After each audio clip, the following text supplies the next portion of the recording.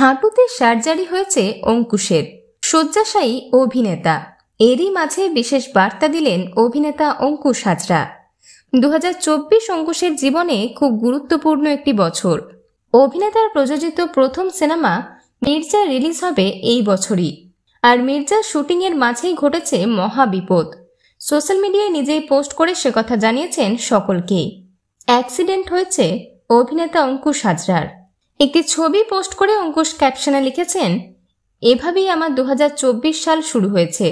মির্জাতে stunt করতে গিয়ে গুরুতর আহত হয়েছি, যদিও ব্যথা অসহ্য, কিন্তু 2024 আমার কাছে বিশেষ থাকবে, কারণ আমি সত্যি আপনাদের সকলের সঙ্গে একটি সুখবর শেয়ার করতে আগ্রহী যে মির্জা 2024 সালে প্রথম মুক্তি পাবে এবং এর জন্য আমি আমার রক্ত দিতেও প্রস্তুত এবং একই সঙ্গে ঘাম ঝরাতেও রাজি।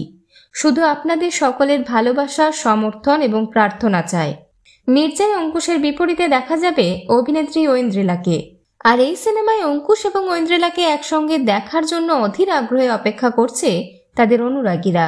বিনোদন জগতের আর অন্যান্য খবর নিয়ে ফিরছি, জুড়ে থাকুন আমাদের সঙ্গে।